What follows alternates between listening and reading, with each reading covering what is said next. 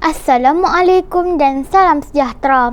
Yang dihormati pengurusi majlis, barisan hakim yang arif lagi bijaksana, guru-guru, rakan-rakan serta sidang hadirin sekalian.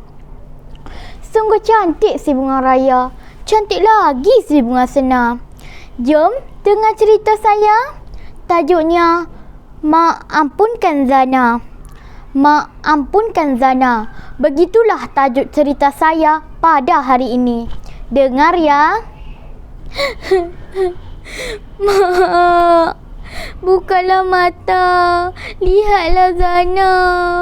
Zana menyesal, Mak. Zana janji tak buat lagi. Berulang kali Zana mengucapkan kata-kata itu. Sesekali dia mencium pipi ibunya yang sejuk seperti air batu. Dia terus merintih dan menangis. Tiba-tiba pandangannya gelap. Zana pengsan. Sayup-sayup terdengar suara memanggil-manggil namanya. Dia terus membuka mata. Dilihatnya Mak Long di sisi. Zana terus meraung. Zana, sudahlah tu. Janganlah menangis lagi. Pergilah ambil wuduk dan temanilah Mak dengan bacaan ayat-ayat suci. Mudah-mudahan Mak mengampunkan semua dosa Zana kepadanya. Lembut kata Mak Long kepada Zana. Hadirin sekalian, kisah Zana, murid tahun 6 yang telah kematian bapanya sejak 5 tahun yang lalu, bermula apabila kerajaan mengumumkan Perintah Kawalan Pergerakan PKP akibat wabak pandemik COVID-19. Semua sekolah dan kebanyakan kilang ditutup. Zana berasa sungguh gembira kerana ibunya juga dicutikan. Jika dahulu pulang untuk bersama seharian bersama ibunya jauh panggang dari api, kini dapatlah dia bersama ibunya setiap hari. Zana anak yang baik hati dan ringan tulang. Bila ibunya mengadu sakit bahu, cepat-cepat dia mengambil minyak angin lalu menyapu pada bahu ibunya sambil menyanyi-nyanyi kecil. Ibu, ibu, engkaulah ratu hatiku. Pada ketika ini, semua murid terpaksa belajar di rumah. Zana mengikuti kelas PDPR menggunakan telefon bimbit ibunya. Selang beberapa ketika ibunya dipanggil petugas, dia tidak dapat lagi mengikuti kelas PDPR sehinggalah ibunya pulang daripada bekerja. Kakak Zana yang sudah bekerja berasa bimbang jika adiknya ketinggalan dalam pelajaran, lalu membelikan sebuah telefon bimbit. Zana berasa sungguh gembira dengan hadiah yang amat menilai itu. Zana mengikuti kelas PDPR dengan tekun. Namun, itu pada mulanya sahaja. Lama-kelamaan, Zana mulai bermain permainan video tanpa pemantauan ibu dan kakaknya kerana mereka bekerja.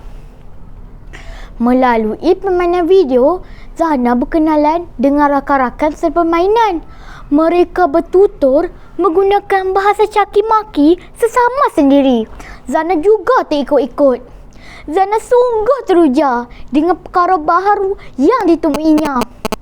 Tingkah laku dan tutur kata Zana sudah berubah.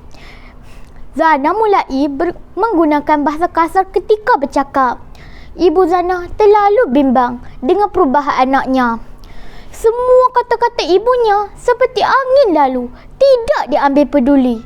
Dia terus asyik dengan telefonnya. Tingkah lakunya itu menyebabkan ibu Zana merampas dan menyerot telefon Zana. Zana sering menghardik ibunya, meminta telefonnya dipulangkan, tetapi tidak dihiraukan. Setiap hari, ibu Zana pulang dalam keadaan keletihan kerana penat bekerja. Malamnya, ibu Zana tertidur dengan nyenyak. Peluang Zana terbuka luas. Diambilnya telefon ibunya secara senyap-senyap lalu bermain permainan video sehingga hampir subuh. Begitulah rutin Zana setiap malam. Dia juga sudah pandai membeli permainan yang digemarinya.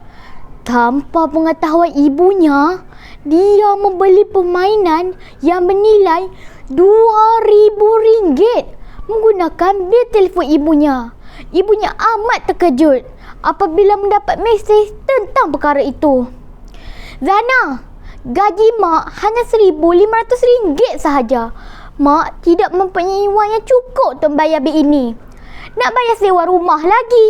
Berhentilah bermain permainan yang tidak berfaedah itu, kata Ibu Zana sambil mengurut-ngurut dadanya yang tersekian pedih mencuk. Ibu Zana terpaksa meminjam wang daripada bapa saudaranya untuk menjelaskan bil telefonnya. Ibu Zana terpaksa bekerja walaupun keadaannya kian lemah. Bulan baharu muncul. Bil baharu pun tiba. Pada ketika itu, Ibu Zana baru pulang daripada tempat kerjanya. Dan pada ketika itulah mesej telefonnya berbunyi. Terpandang sahaja paparan bil yang bernilai RM5,000. Ibu Zana amat terkejut. Dia memanggil nama Zana sekuat-kuat hati. Zana terperanjat. Dilihatnya, ibu terbaring dengan muka pucat kebiruan. Zana, la ilaha illallah. Itulah kata-kata terakhir ibunya.